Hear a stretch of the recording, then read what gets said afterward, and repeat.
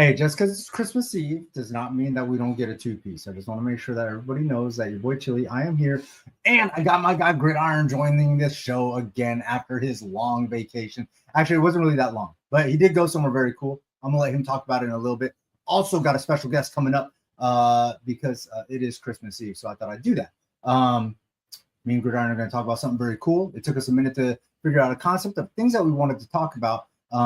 But we do think that we got something somewhat appetizing for everybody. We officially know that the Sun Devils will be playing Texas in the Peach Bowl. Everything's bigger in Texas, especially those L's that they're about to take. So shout out to ASU and Kenny Dillingham and crew. And we're going to make sure that they have all the support that they need to, one, activate the Valley and activate that Valley in Atlanta. I don't know that Atlanta actually has valleys. I don't know. We'll find out. We'll see what it's all about. Anyways, I can't wait. I'm super excited for that. It is basketball season. Basketball season is upon us, and Perry looked fantastic. I also saw the upset, the Liberty upset, Maryville doing that thing. So that's super cool. I saw Jacob Saliga officially journalist mode. So I guess I'm not going to call him Coach Saliga. He'll be Jacob Saliga since he's journalist mode and covering basketball and things like that. Saw that he posted that I think he was one of the people that posted that. It might have been like upset of the year or something like that early.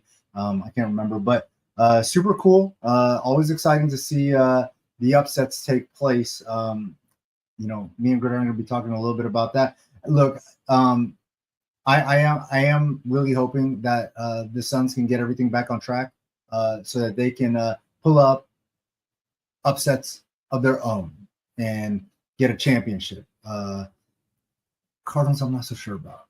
I think it's all bad for them. So other than that, like I said, I do got a special guest coming on in a little bit. I do got my guy Gridiron, the one, the only Gridiron Arizona, here to help me break down numbers, go inside the numbers on a couple things. So just hang out. Your boy Chili. Don't forget, officially on YouTube, so that way you guys can have the catalog, because Gridiron informed me that after about like 6 weeks, the recordings like disappear on X, Twitter, whatever. So there's that. You can officially get everything on YouTube. All of the shows will be on YouTube. Your boy Chili. I will be right back with the one and only legendary Gridiron Arizona Inside the Number segment coming right up.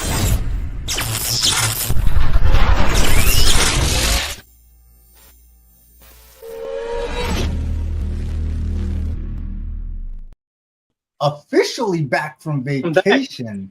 Cat Squared Dad. You have two cats? I only see the one ever. We got the black one right here. I feel like I only see the one. We got the black one here, the little Maryville Panther there. Okay. Repping. Shout out to Liberty. Basketball win, and then the orange cat, I believe, is downstairs right now. He took I got off the couch to come up here, so. All right, shout out Devin Murphy. No big deal. NAU commit. You were there for that, huh? Sheesh. Hey, listen, I'm just saying. Hey, look, big time upset. I know that everybody's hyped about basketball season. Most people are hyped about basketball season. But we're still in football mode. We're closing this thing out over the next 2 weeks. A little year end almost, right? So it's what at the end of December. Yeah, man, and it's Christmas Eve. So to you, what's up? Happy Christmas Eve. Well, Mary, I'm trying to be jolly, as jolly as I can be. But yes, Merry Christmas Eve. Any cool Christmas Eve things that you do? Do you celebrate Christmas Eve more than Christmas Day, or no? More the Christmas Day. We did a thing over at my dad's house Monday night, and then doing a thing with my sister tomorrow for lunch, and then over the in-laws for dinner. So Christmas Eve kind of in the middle of the two celebrations for me there. I love it. Hey, and let's talk about your little getaway that you had. Yeah. You've been gone for 2 weeks. We've all missed you. Well, 2 weeks from the show, yeah. Yes, you've been gone for 2 shows, so everybody missed you for 2 weeks. Let's talk about this, man, because you held it down pretty well, though. Had some big time guests in there. I watched the show there. Yeah.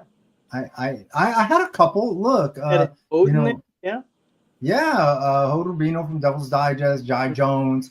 They filled up one show, and then obviously, brought on Coach Strong from his Compass Prep Academy. Prep, they won a title this year. Yeah. Yeah, they would like some gridiron coverage. I was like, gridiron doesn't do CAA or small schools, but when you guys get to a population of 2,000 teams have moved from the CAA up to the AIA, right? Isn't that where didn't ALA start out there? ALA Queen Creek, did they start out there? Did they? No. They didn't. I don't think so. That's a good question. Man, my man Gridiron with the stumper questions like early in the show. Holy smokes. I'm trying to think. I want to say that the answer to that is no. I don't think that they started. Queen Creek started out their first 2 years, 2012 and 2013 in the CAA. Okay, maybe they won the CAA the second of those years, and then they moved into what was the equivalent of 2A at the time. Okay. Played an independent schedule, and then 2015 they were a full-fledged 2A team, and then the year after that they won a 3A title. So, and here they are now. Gridiron provide so once you make it to the AIA, once teams graduate to the AIA, Gridiron will start to appropriately give coverage. Also, Queen Creek had to earn their spot, right? Also, we had Coach Catanzaro on the show, showing love to his State 48 suburb that provides so many talented athletes to his Lake Forest College football. Another big class. I've already seen a few commits over there. They're going to be going over there. Robert Knorr over there, the Mountain Point. Absolute stud. Of course, he just had an All-American, multi-year All-American there with AJ. Finishing his career now over there. Finished his career over there at Lake Forest, who ran the table during the regular season. And AJ will also get an opportunity in the pros. We do not know where, but I am sure that he is going to get an opportunity in the pros. Hey, listen, Gridiron, we got a very, very interesting segment. We've never done anything like this. No, something new. And this is somewhat, look, people can have their own opinions. This was just based on me and Gridiron. Oh, I'm sure lots of people will be different, and you can certainly make arguments for many other candidates for this. Now, this is not in any particular order. This is not in any particular order. But me and Gridiron chose to come up with 6 of the biggest games of 2024. Somehow they impacted one thing or another, or how we felt about them. That best games is kind of what I was thinking there. Because something like that. Because sometimes there's big games and they don't live up to the billing, Look, I mean, I think the reality is championship games typically should be the biggest, best games, but me and Gridiron decided that we would do this a little bit differently. Games that we felt like were important for one reason or another, maybe set the tone. Or flat out good games, yeah. So, without further ado, we will go with the first game. Let's see, no particular order. Let's talk about this game, which I thought was absolutely. You got graphics tonight? Whoa, what do we got here? Look at there. The yellow pad. We will hold on, and we got more. Boom. And then boom. Boom. And let's see here. Scroll across the bottom, save, and boom. Perfect. All right. Listen, this game was absolutely huge.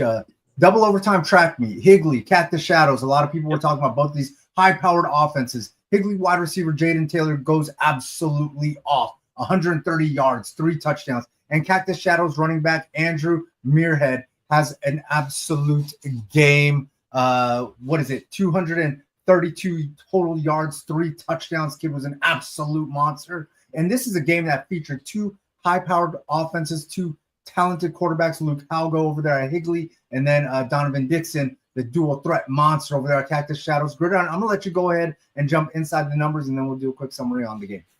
Yep, this was in week 5. Higley 56, Cactus Shadows 50, as you can see there on the pad and the white pen there. In this game, Higley ran 61 plays for 554 yards. Cactus Shadows ran 89 plays from scrimmage for 633 yards. Higley was the 2-time defending 5A champs. That they were getting everybody's A game, especially in the first half of the season. In this game, Luke Haugo had 4 touchdown passes, and he ran for a 2-point conversion. Jaden Rhodes had a 90-yard fumble return for a touchdown, so there was a little bit of defense played as well. This win was Higley head coach Eddie Zuby's 100th while with the Knights. He was recognized on the field for that after the game. Kind of looking inside the numbers, some of these stats here. The quarterbacks for Cactus Shadows, you had Donovan Dixon, 18 of 29 for 226 yards and 2 touchdowns. Plus, him, the dual threat, ran for 21 carries, 186 yards. So he accounted for over 400 yards of offense, and he Monster ran game. touchdowns. So he accounted for 4 of the touchdowns. On the other side, we mentioned Luke Haugo, 22 of 30, 380 yards. Actually had 5 TD passes and a rushing touchdown. For the running backs, you had Andrew Muirhead, 28 carries, 192 yards, 2 touchdowns for the Falcons. And then Jackson Watkins had 12 carries, 80 yards, and a touchdown for the Knights. And then, of course, the wide receivers, you had Alex Daphnis, 6 catches, 81 yards, and a touchdown for the Falcons. And then for Higley, you had a couple guys go over 100 yards. You had Jaden Taylor there, as you can see, 8 catches, 130 yards, 3 touchdowns. And then Tavion Suing had 5 catches, 141 yards, and 2 TDs in that game.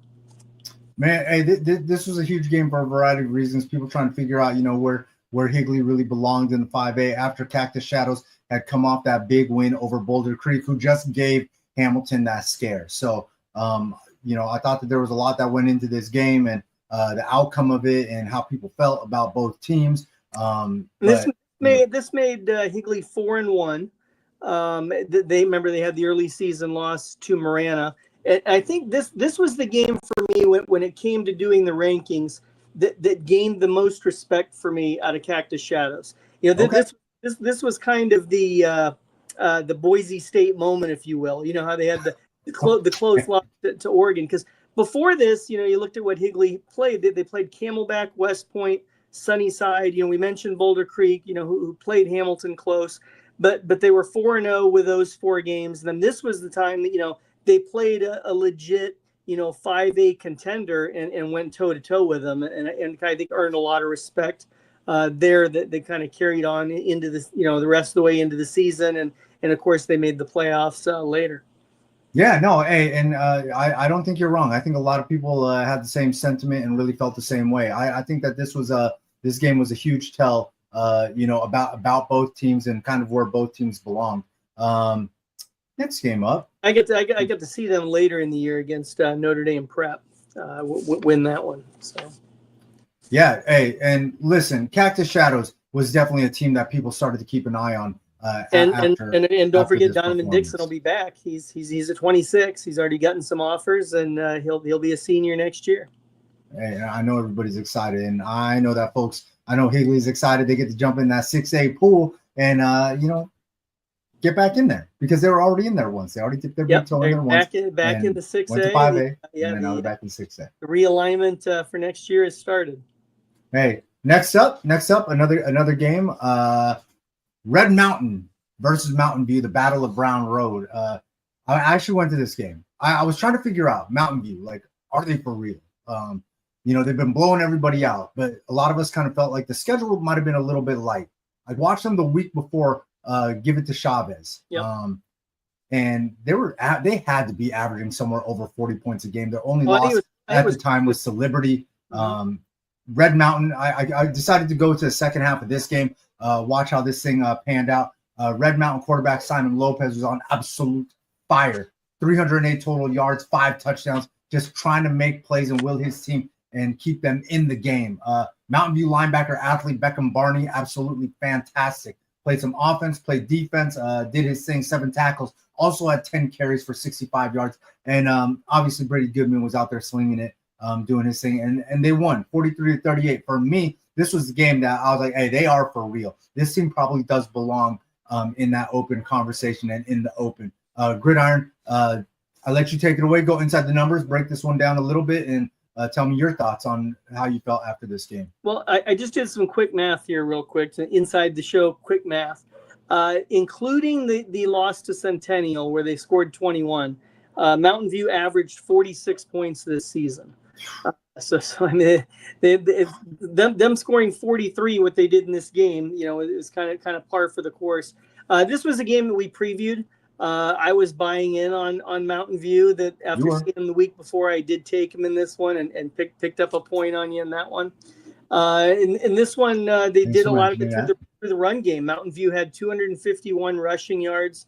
Reese Bodley, who kind of really was coming into his own as the season went on, had 129 yards, averaged over 8 yards a carry. Simon Lopez had a solid game in this one, 262 passing yards, 4 TD passes. Corendis Poe led the Lions in receiving with 116 yards. Talon Arnett, who we followed all season for the Toros, he pulled down 2 touchdowns in this one, ended the season, of course, you know, the 6A career, or not 6A single season TD receptions leader of all time for a single season, you know, pulled down 2 in this game. So lots of offensive fireworks and a game also that I think gave Mountain View some confidence because people had questioned the schedule, you know, which wasn't fully their fault, obviously. Facts. You know, they weren't in that East Valley region that Red Mountain was in. Maybe when they do the realignment, that they will get put in a region with Red Mountain. We'll have to wait and see. But they were in that region. It was the Fiesta region. They, you know, with Westwood and Mesa and Tolleson, it was you know, obviously not as heavy. They had the early season game against Liberty that they got blown out in. So it was kind of that they weren't ready for the open team, so to say, but they definitely you know, more than held their own, and they weren't playing down to other teams' levels that they were. You know, they were blowing people out every week. And then they went into the playoffs after this, had a rematch with Cesar Chavez. A very convincing win against Sal Point, you know, who had a very good season. That was Sal Point coming up to Mesa to play them.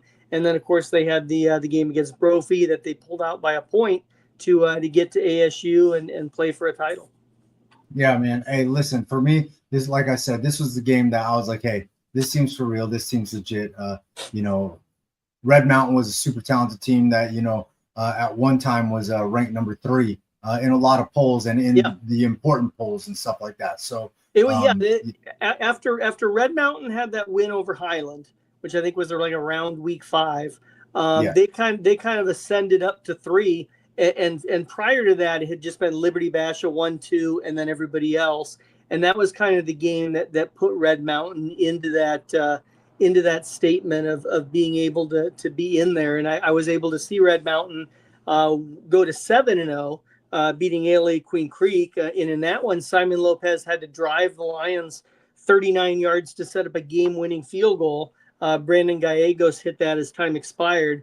And unfortunately, that ended up being the Lions' last win of the season. But they played really well in the first part of the year, and I don't think people were expecting them to be an open contender before the season started. I don't recall seeing them on anybody's preseason list for teams they thought would make the open. I'm trying to think about where I had them, but anyways, Mountain View definitely proved to be one of the top teams in the state. I definitely would have. I had a bunch of discussions. I felt like that they were definitely top 12 and belonged in the open conversation as, you know, one of those top teams that belonged in there. Mm-hmm. Well, I mean, especially after seeing this one, they only lost 1 game, and it was to a team that was in the open. So I mean, and you know, Coach Litton was making that statement late in the season. I saw in some interviews he was saying, "Hey, we're an open team," you know, and they kind of wanted another chance because they played Liberty in week 3. So they wanted another chance to play one of those teams in there, and you can certainly make the argument that they should have been in there over some of the 5A teams that did make it. Some truth. I'm definitely not going to deny that. But Mountain View ends up in the 6A conference tournament, and then they find themselves in the championship in Sun Devil Stadium. And you know, like I said, that game in particular was the one that kind of like decided for me. Like, you know, I was like, hey, look. This team belongs in the conversation. Whatever conversation we're having about top 10, top 12 teams, we got to put Mountain View in there out of respect. So got to show them some love for that. Moving on. You know, football season. It's not just Friday nights. You know, we got some Thursday night games, and there was an absolute thriller. Of a game that took place on a Thursday night. we had the Thursday night the rivalry action. Game was absolutely crazy. Horizon Pinnacle game ended up 51-54. Horizon quarterback Jace Ashley went off for 333 total yards, 5 touchdowns. Pinnacle quarterback Wyatt Horton, not going to be outdone, goes absolutely bonkers. 541 total yards, 6 total touchdowns. The Thursday night thriller, which were you at this game? I was not at this game.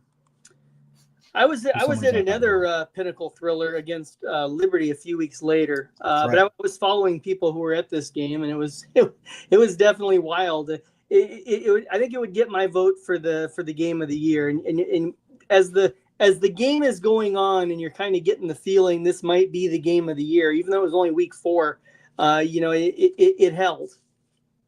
For sure. And look, I think that this game was part of. And Wyatt Horton never lost to Horizon either. He went 3-0 against him in his career. Mm-hmm. And look, I think that this was one of those reasons why Horizon ended up. I think this is one of the reasons why Horizon ended up in the Open. This close game versus Pinnacle, and Pinnacle, a traditionally tough 6A team. So there's that. Inside the numbers, you got numbers on this game? Yeah. That you want to fully dive into? In this game, Horizon ran 63 plays for 437 yards. Pinnacle ran 69 plays for 675 yards. Just an offensive shootout, an instant classic. The Pioneers scored touchdowns on each of their first 4 drives. They led 28-24 at the half. Then Horizon took the lead 51-47. But Pinnacle drove 80 yards and scored on a Xavier Valdivia 9-yard run with 14 seconds remaining. It was a classic case of one of those games just coming down to whatever team has the ball last, and that's what happened. Pinnacle improved to 3-1. They finished 8-4, made the 6A tournament. Horizon fell to 3-1. They ultimately finished 8-3 and played in the Open. Some of the individual stats from this one, obviously there were a lot. Jace Ashley, 22 of 31 for Horizon, 298 passing yards, 4 TDs. Wyatt Horton, 25 of 35 for 480 yards, 5 touchdowns. The running backs, Horizon had touchdowns from Jordan Partridge, who's a receiver, Bodie Zamorano, who actually got injured early in this game, and Jace Ashley, the quarterback, who had 139 rush yards.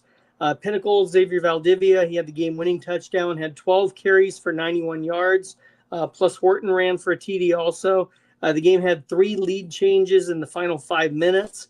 The wide receivers, Adam Wagner for the Huskies, 6 catches, 144 yards, and tight end Jax Markovich had 2 TD catches. For Pinnacle, Alex Lugo, 6 catches, 143 yards and a touchdown. Keenan Johnson, 6 catches, 134 yards and a touchdown. And Joshua Pinder, 5 catches, 131 yards and a TD. So Pinnacle had 3 receivers with over 100 yards in the game. This game was absolutely crazy. I remember I was following it on the app and stuff, and it seemed like I turned on the notifications, and it seemed like every 30 seconds, like my phone was buzzing because something happened in the Horizon Pinnacle game. Would have been an absolutely fantastic game to go to and film and all that. I have seen Wyatt and Pinnacle compete versus Horizon and win over there, obviously. So, I mean, look, Wyatt's been absolutely phenomenal in his career. Jace Ashley, we get one more year with Jace Ashley too, right? No, wait. No, Ashley's no, he's at 25 also. Yeah. But another year of Bodie Zamorano, the running back. But we do get Bodie. And then they also Johnny Issett is another junior. He had a really solid season as well. A lot of games he came in the second half when Horizon had some big leads. Yeah. Hey, Horizon's got good things going. Coach D, love what he's doing over there. Definitely had that team going in the right direction. And you just weren't sure because Litton did so much over there at Horizon, and Coach D was able to build off of it and make that thing work. So shout out to him and the job that he did over there. Pinnacle, Coach Zupke, always has things cooking. And I'm wondering, who gets to take the torch from Wyatt Horton and be the next great quarterback over there. Yeah, because that's been going on now for more than a dozen years. The Pinnacle's been QBU. I mean, I don't think you can argue that. No, definitely not. I don't think anybody is arguing that. Mm-hmm. All right. Next game. And look, all those games that we just talked about, all regular season games. The next batch of games is going to be all playoff games, if you will. So I also do have a special guest coming up here in a little bit, just so everybody knows. So just hang out, and I'm going to catch up with one of our super talented Arizona student athletes that is going to be going on to college to do his thing. But before that, we are going to finish this segment, and the first one that we are going to talk about is the run it back game. There you go. Desert Edge versus Verado. Venom Bowl, right? Yeah, the Venom Bowl Part 2. Hey, a couple weeks earlier, what is it, like 4 weeks earlier, this game was played, and Verado was at the first meeting. Was on the right side of the scoreboard. The second time around, Desert Edge in the playoffs gets the job done. Coach MacArthur solves a few problems, fixes a few things offensively, defensively. But Desert Edge defensive lineman in this game, Jerry Washington, went absolutely crazy. 6 tackles, 4 tackles for loss, 3.5 sacks. And this was mostly a defensive game. Isidore, the super talented running back for Verado, was not able to go crazy like he did in the first matchup. Verado's defensive lineman, Caleb Cabrera, he had 6 tackles, 2 tackles for loss, and a sack. Defense was kind of the name of the game. I do know that Zarek Sidney kind of popped off with a handful of touchdowns, which, obviously helped Desert Edge do their thing, 27-14 victory. And I know that Elijah Sherburne Fox did his thing. I'm going to let you talk about that a little bit as you go inside the numbers and break this thing down a little bit further. Yeah, this was 27-14 Desert Edge wins. You mentioned the job that defense did against Jack Isidore. The first meeting he had that I was at, he had 35 carries for 216 yards. Like a dog. And a touchdown. And it was by far the most carries he'd had in the game. Leading up to that, and this was the last game of the regular season, leading up to that, he had not had more than 21 carries in a game. And Coach Hathcock, was going to ride him as long as he could. And he did it there, and he did it the next week against Notre Dame Prep when their quarterback was still out and had 172 yards in that one. But then this one, Desert Edge held him to 13 carries for 42 yards. So just a huge effort there by the defense for the Scorpions. And then you mentioned Elijah Sherburne Fox. We'll pull up his defensive numbers here. He had 2 sacks in the game. I know he had a huge season. He started the season as the quarterback. Very interesting there, before the transfers were eligible. And he had 5 touchdown passes, playing those front half of the season. And then defensively, he kind of moved to the defense in the second half of the season. He didn't play defense until the last week of October, just to illustrate how few games he played defense. And in 5 games of playing defense, he had 8.5 sacks. One of the most talented athletes in the state, pure two-way guy, can carry the ball. I mean, he's can catch, can play defense. They used him as a little bit as the running back that first matchup I was at. The kid is absolutely fun to watch. Spectacular athlete, Elijah Sherburne Fox, and this team is loaded with athletes. So shout out to Coach MacArthur and the job that they were able to do over there. Get this dub. Jerry Washington with 3.5 sacks in that game. Also, he ends up getting the San Diego State offer the day before signing day, when one of the Aztec players that hit the portal. It just worked out perfectly, and he's going to be playing at San Diego State. Yeah, he'll be in the Pac-12 in like 2 years, right? It's a future Pac-12 team when he'll be there. Yeah. All right. Hey, super exciting, and look, obviously, I think this paved the way and helped them get that championship. Well, this was the semifinal. Yeah, this was the game this was one of those games. Back to Sun Devil Stadium to play Cactus, and where they obviously won the ring. Yeah, that was one. Oh man, like I told everybody that after that first round game, that Cactus Shadows Desert Edge matchup, the winner of that game was going to Sun Devil Stadium regardless. I didn't care like who was in their way really, but when I saw the matchup with Verado, I was like, oh my gosh, Verado already got them once. Could they do it again? So there was that whole thing. But I kind of within me, I kind of felt and knew that the coaching staff over there, Coach Saliga, as he returns with his naming rights, doing his things. I think he's co-special teams coordinator or something like that, and helps out on the D line and stuff. And definitely had to try to figure some things out and make some things work. So shout out to him. Defensively in this game, they held Verrado under 100 yards passing and under 100 yards rushing. So I mean, Verrado wasn't able to get it going either way on that night. Did an absolute job. All right, 2 more games. We're gonna break down these 2 games, and then after that, I'm gonna get to my super special guest. I cannot wait because I mean, I feel like I talk to them all the time, but you know, it's always fun to catch up on the new stuff because so much transpires in a week or in a month, especially with all these athletes. So next game up, we're going to talk about this absolutely crazy matchup that took place. Highland versus Castile. This game was crazy because of the circumstances that surrounded it. This was when Castile had to get an interim coach for the game and it was announced about 3 hours before the game, and then Highland jumps out all over them, 24-0 in the first half, and then you see the results over here. Castile wins this game 29-27. I'm gonna look Gridiron get into that a little bit more in a second. Castile wide receiver Elijah Beeman goes absolutely off in his dad's debut as coach. Coach Beeman took over. 10 receptions, 122 yards, 1 touchdown. Absolutely did his thing. Highland tight end Hayden Doherty, the NAU commit. Shout out to my guy Gridiron Arizona.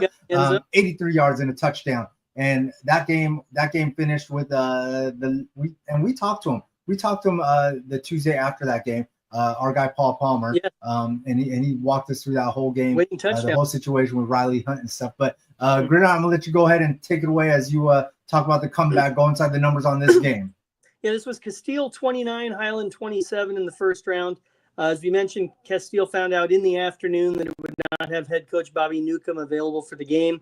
The Colts trailed 24-0 at halftime. This was Castile, the 11 seed, at Highland, the 6 seed. Even before all that stuff, I don't think people were giving Castile much of a chance in this game. A lot based on Highland's history, a team that had been in the Open last season.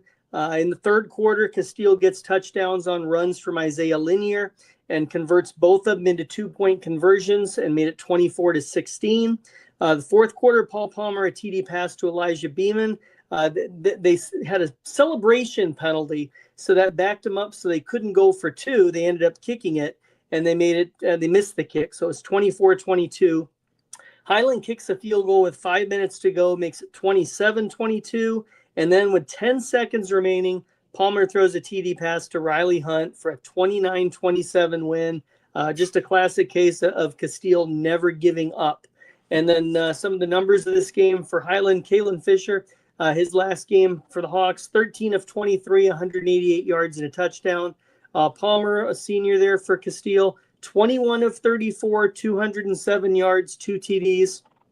The running backs, you had Cruz Cullimore, just a sophomore, 7 carries, 80 yards and a touchdown for the Hawks. And then Isaiah Linier, 23 carries, 91 yards, the 2 third-quarter touchdowns.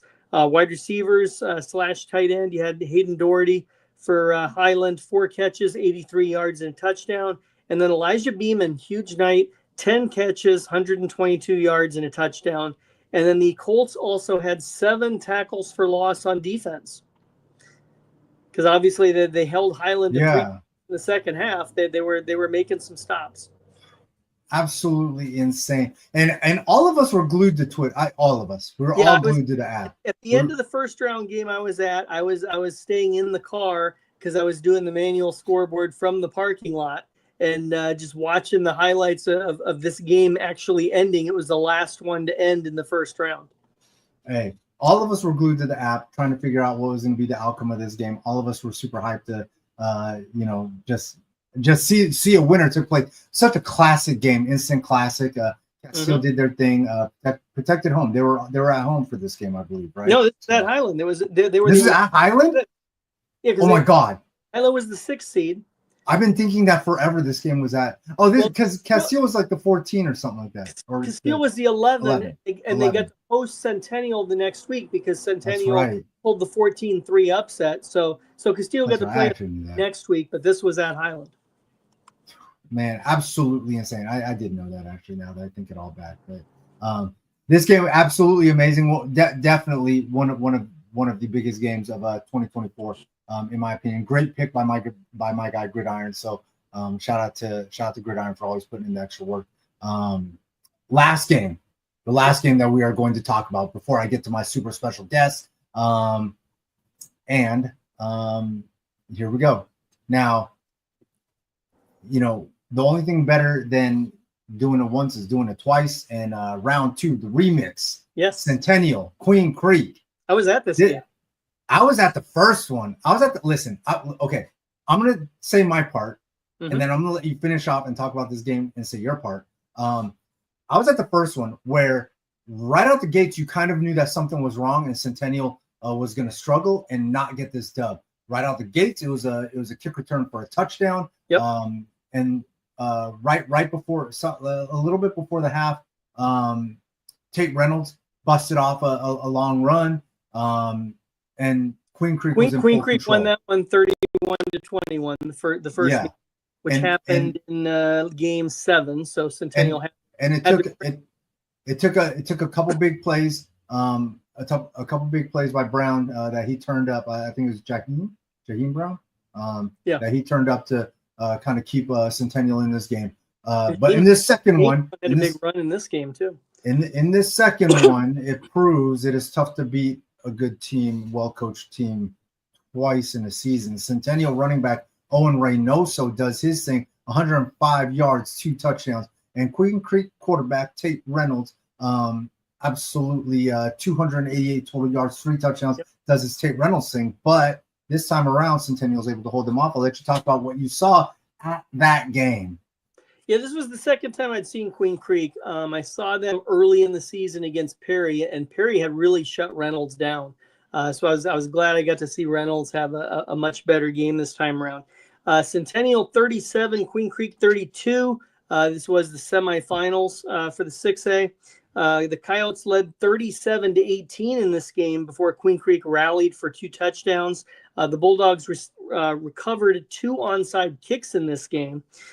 Queen Creek got the ball back down 5 points, but they were stopped on 4th and 3 from the Centennial 48 in the final minute.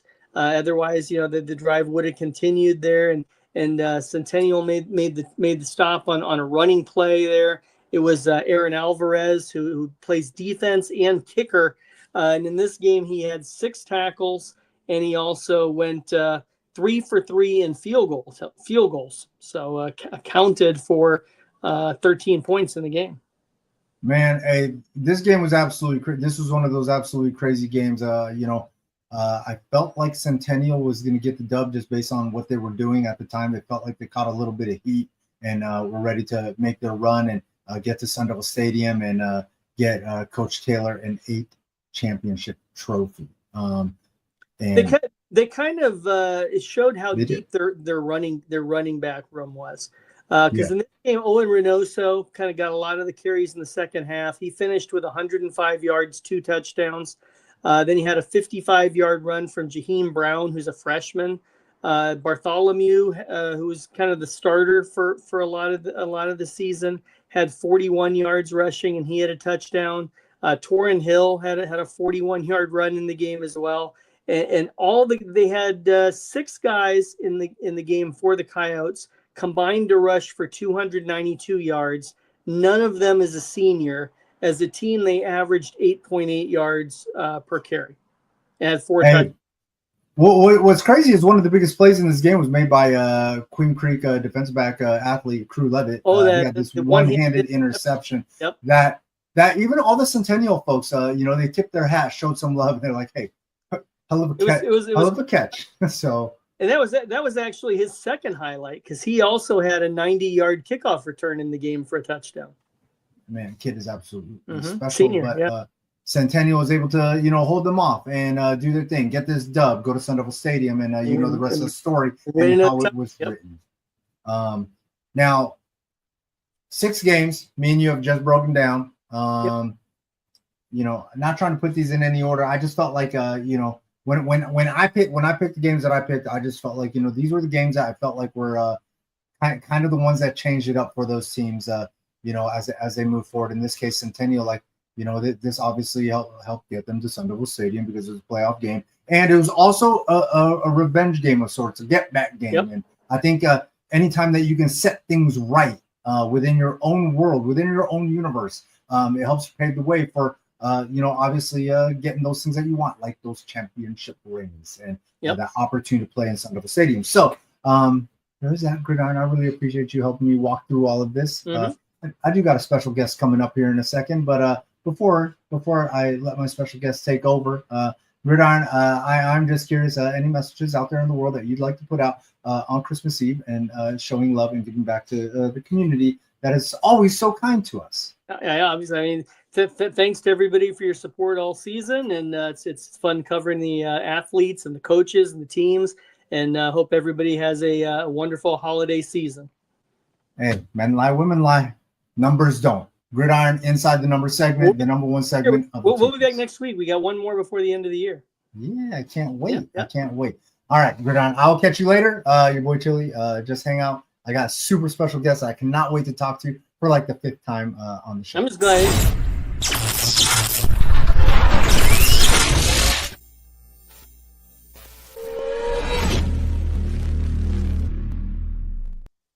Dang, I cut off my guy Gridiron. I feel bad, but we had to bring on, and we had to bring on the one and only Utah State commit. We're going to talk about that a little bit. Nico Boncourt from Centennial Cactus, the West Side, the West Side's favorite wide receiver, right? Because my man been putting it down for years in this game. Hey, Nico, how is everything, man? Any cool Christmas traditions you and your family do? My whole family comes over to my house, so on Christmas Eve we play games. The whole family's here, and usually, we're just chilling as a family, making food, just having a good time. Card games, or like board games or video games. We played we play a game called Spoons. And then we play like the Saran wrap game. So you Saran wrap a bunch of stuff, and someone's rolling the dice, and you have to get double numbers to get the Saran wrap, and the other person's trying to unfold it to get the prizes in it. And it's like around the whole table. It's like some crazy game. It gets intense. You have to post a video. You have to post a video when you do it. You have to post a video when you do it. So what do you cook? If you tell me you're making tamales, I need a dozen. Yeah, we do that every year. Oh, I need a dozen. Take care of your boy. All right, man. Look, we just talked about this game, so I gotta ask you for some help on this. Me and Gridiron were just talking about this game. Where is it? Let's see if I can bring this back up. The Queen Creek matchup, the playoff matchup with Queen Creek. After playing them once already in the regular season, you know, what was the mindset? What were some of the things that you were telling your guys like about this game and how to prepare for it, how to attack this, things that maybe you noticed from the first matchup? Yeah, so one thing is we didn't really have everybody on defense. So Eli Taylor, Shamar Berryhill, they didn't play that game. And so there were 2 big key pieces in that game, flying to the ball. Eli's containing Tate, and Shamar's just making tackles everywhere on the field that he can, breaking up passes, you know. But that whole week, it was pretty much, you know, preparation. It was, our coaches were saying, like, we went in there last time too confident and we got whooped, and we need to take a different mindset into this, and this is the playoffs. If you guys want to go back to Sun Devil Stadium, this is how you do it. You have to beat one of the best teams you've played all year. And so it was just preparation in that whole week just was different, you know, locked in the whole week, and just how we came out in that game just energized. That's what we had. You could tell by how ready we were when the whole team was out 35 minutes before we were even supposed to be out there. And we were all just ready, just energized to play that game. So it was way different. It was, you would say, 180 from the first time that you guys played them, because I remember that was a super cold night. It was insanely cold. Like I don't like. I'm sure everybody wanted to be there to compete, but it seemed like nobody really wanted to be there because it was like bone chilling. Yeah, it was very lackadaisical that game. We went out there. We were all cold. I think we showed up like a little bit late, and so we got put in a little locker room that we weren't used to, and everybody was just like rushing, freaking out, and you know, and then we just went out there, and the first kickoff, you could just tell that just killed our vibe, and then after that it went downhill. So it was more of like going into this game. It was we needed to change the whole, forget about what we did and just fix all the mental mistakes. And as you can see, we came out on top. Yeah. Hey, and you made it back to Sun Devil Stadium, and this is a place that I know that Centennial. A lot of those guys played in the year before. As a leader on the team, as one of the older guys, was there anything that you said to some of your teammates about getting back there, the opportunity to play there? Obviously, you're freshmen, the Torn Hills, the Brown Right. brothers, like they never played there. Was there anything that you communicated with any of those kids? It was really just, you know, I went back to when I played at Sun Devil Stadium my sophomore year, and those were my closest friends. Will Galvin, Damian Jenkins, and Yeah. yeah, all of them, like Dom Solano. We were tight. Like I grew up playing with them, so it was like when we lost that game against Higley, it was very heartbreaking to me because I wanted to end my last game with my seniors on a high note, and we didn't do that. So it was kind of like that. I kind of told him, I was like, this might be the only time you ever play here, and this is your last game with all the seniors that you guys look up to, and you don't want to end it on a loss because all you think about is that loss for the rest of your life. Like you're thinking about, wow, I made it to Sun Devil Stadium, but I lost. And you think about what could we have done, what could we done. So it was basically just saying a bunch of like that stuff, and getting it through their head that this is a once in a lifetime opportunity. Like you need to take this opportunity and go with it. Hey, I did notice something watching you prepare and warm up at Sun Devil Stadium this time. When I go back to when you played there as a sophomore, I remember you looked around, you were looking at the lights, the stadium and things like that. But this time it was all like field level. Like your vision never you never looked up, looked around or anything like that. Was that something that you made sure to not get caught up in the atmosphere? Yeah, that was really a big thing that our coaches were preaching during the whole week was, we're going to play in a college stadium. Like, as you know, we had freshmen, sophomores that never been there that are new to this. So our coach was like, you can't get caught up in the big moment. You got to just play like if it was any other game. You're just playing for a ring and you're playing for a trophy, and now you're playing in front of a bunch of people that are coming to watch you play. I think there was like 4,000 people there or something said. And so, like, our coaches were Yeah. like, just don't get caught up in the moment. You got to just play football and play your game how you've been playing the whole season. So when I went there, it was kind of like, I played there before, so I was more dialed in than I was my sophomore year when I was like, whoa, I'm here. What, like, this is crazy. And so when I went there, I was like, I've seen all this. I just want to win this trophy. Hey, look, man. Your whole career, you've been a highlight waiting to happen. You had one of the most insane catches that looks super glitchy. When you do that, are you like do you realize like what you just did? Are you like, man, I just made play of the game, like I really did that? Or is it just like, oh, next play up, let's get this thing going, and then you realize later on? Hold on, you cut out for a second. Can you repeat that? Yeah, so you have like one of the most insane catches in that Right. championship game. It Yep. looks super glitchy, right? Do you realize in the moment what you just did, or do you not realize till later on when you watch it back on like social media? So we went into halftime, and I think it was tied up at 14s. Yeah, And Coach OT, he said, we need a player. We need a big catch, a big time play, something. We need like a crazy play. So just when they started playing man, me and Kane kind of knew, this is what we love to see. Man to man matchups, like who's stopping us? And so uh Kane checked me on a route, of course, he loves to do that. So I was yeah, like, let's rock with it. And he just put the ball in a perfect place, and it was kind of an instinct to uh I don't know. It just happened so fast that it felt normal. And then when I realized what I actually did, I was like, that's crazy. Like, I don't know how I caught it. It just felt like normal to me at the moment, just to go get the ball. But then when watching it Man. back on social media, I was like, wow, like I don't know how I just did that. Man, hey, it was incredible. And I've seen you make a bunch of great catches like that. Listen, man, you got to play for some amazing coaches. Obviously, Coach Taylor, Coach Lee, Coach Gata, and stuff like that. Like, what was it? What was it like dealing with them for this last year of your high school career? Yeah, they definitely directed me in a way just to be a better person. You know, just they've all been at they've all produced people at that high level. Coach Gata, Coach Lee played at that high level. You know, and so they know what it takes, and they were pushing me because they know where I wanted to be and where I wanted to get to. So they pushed me a little bit differently, and you know, it really helped me in the end. And so I really appreciate all of them for that. So Hey, uniquely, look, you're going to Utah State and stuff like that. Utah State just went through a huge transition, turned over their entire coaching staff. Coach Mendenhall coming in, taking over, flushed everybody out. How did you handle that situation? Because you hear all the horror stories and things like that, and people getting worried and stuff.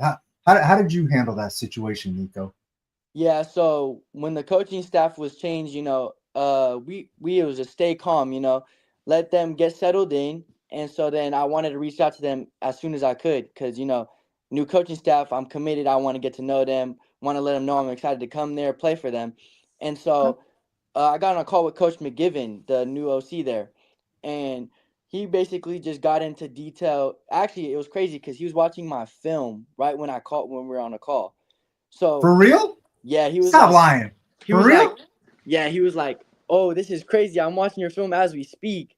And then, you know, he got into detail of what he liked to see, about my film, you know, liked as a player. And then, you know, we had a great conversation, and he was just basically saying, like, you know, come in here. We want you to be an Aggie, and, you know, it's going to be exciting, and you're going to work. And I was just excited to, you know, go play for Coach McGivern. You know, he's a good coach. Okay. He was at San Jose San Jose State, and he just had a good receiver over there. Coached a really good receiver over Yeah, there. yeah, yeah. So I was like, okay.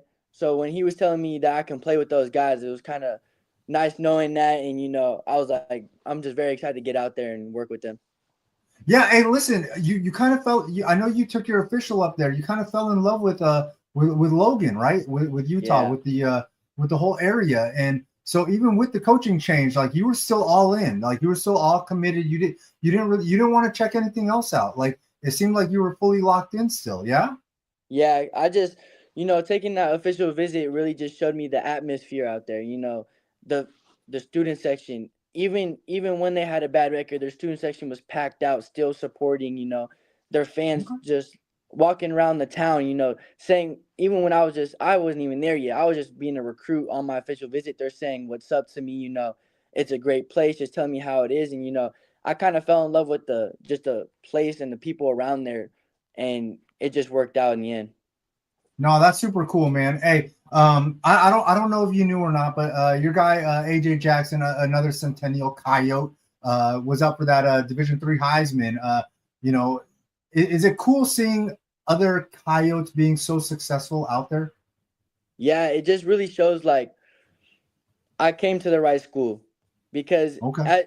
you can see like everybody wanted to say, "Oh, you know, you might have made the wrong choice, this and that." But I'm like, but really it was I'm trying to get to the next level, and that next level you can see Centennial people all over the place at that next level producing great numbers, you know, playing the best as you can see. And, you know, I'm trying to be that next Centennial Coyote that does the same thing as them. Okay. Hey, listen, Nico, I really appreciate you hanging out. 7-on-7 season is upon us. Are you going to be going around? Because I know you're not bouncing to Utah State early. Are you going to be going to some of the sevens tournaments to go check out some of your little brothers and things like that? Yeah, of course. I always got to support the little bros, you know. Oh, I've had a couple of them text me asking me if I'm going out to the tournaments and stuff, and you know, so and G takes pictures, so we'll definitely be out there supporting them, true. and so we'll be True. out there supporting them. And I'm talking to Coach Ball and Jason, trying to see if I can get a little bit of reffing job in there at the Red Zone tournament. So, but yeah, I'll be out there supporting always. All right, hey, before I let you go, I gotta know your favorite Christmas gift that you ever received before high school. Before high school, so from like that you can remember up until about 8th grade. What was your favorite Christmas gift that you opened up and you're like, oh my God, I can't believe I got?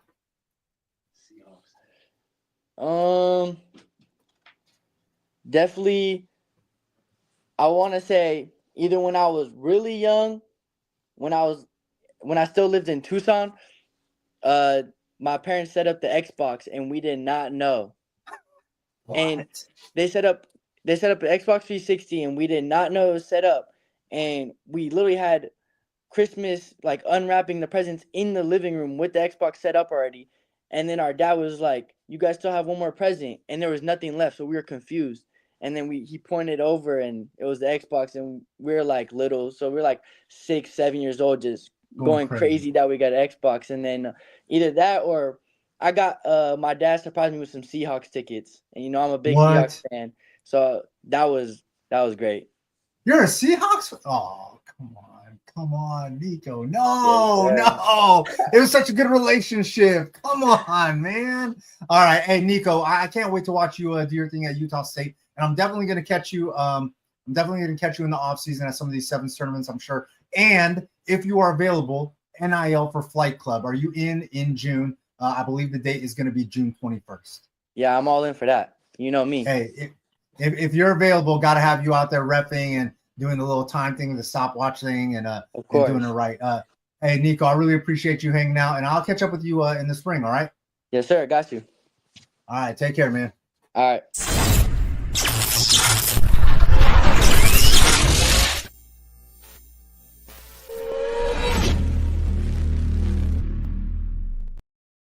All right, your boy Chili. Merry Christmas, everybody. I really appreciate everybody and the support that they've always given. Gotta express my gratitude. It's tough. I know that it's all about individually. It's all about all you guys as kids, and for me, like I have to try to cover as many as possible. So I try to do my best. I appreciate everybody. Follow me on Twitter at Just Chili, Instagram, Twitter, Snapchat, or make sure you stream, subscribe, like, and comment. JustChili.tv. Show your support that way. Other than that, your boy Chili, I'm gonna make my way out of here, and I'm gonna go try to find my tamales and all that good stuff. I need that express delivery. Papa Boncore, Boncore family, tamales. I need a dozen of them. Holler at your boy. Forks up forever. Texas taking them big L's. You know the deal.